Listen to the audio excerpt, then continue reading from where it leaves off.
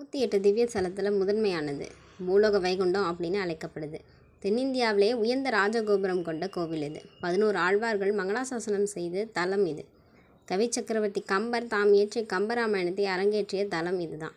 ஸ்ரீரங்கம் ஸ்ரீரங்கநாதர் கோயில்.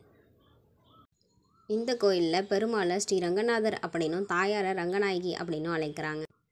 அசுரன் ராவணன் வதத்துக்கு பிறகு அயோத்தி மன்னராக ஸ்ரீராமன் முடிசூட்டுகிறார். இந்த விழாவில் விபீஷணனும் கலந்து கொள்கிறாரு. நாராயணனோட சிறிய சிலையை விபீஷணனுக்கு ஸ்ரீராமர் பரிசளிக்கிறார்.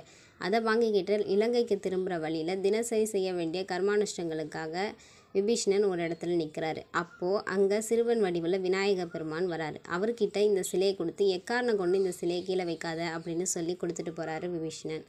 விபீஷணன் வரத்துக்கு லேட் ஆனனால விநாயகர் அந்த சிலையை அந்த இடத்துலையே வச்சுட்டு போயிடுறாங்க. விபீஷணன் திரும்பி வந்து பார்க்கும்போது அவர்கிட்ட கொடுத்துருந்த அந்த சிறிய சிலை ரொம்ப பெருசாகி தூக்கவே முடியாமல் இருக்குது. அப்போ ஒரு குரல் கேட்குது, நான் இந்த இடத்துல இருக்கேன், இந்த இடத்துல இருந்து இலங்கையை பார்க்குறேன், நீ என்னை இங்கே விட்டுடு அப்படின்னு சொல்கிற குரல். அந்த இடம் தான் இப்போ ஸ்ரீரங்கமாகவும் அங்கே இருக்க பெருமாள் தான் ஸ்ரீரங்கராகவும் இப்போ காட்சியளிக்கிறார்.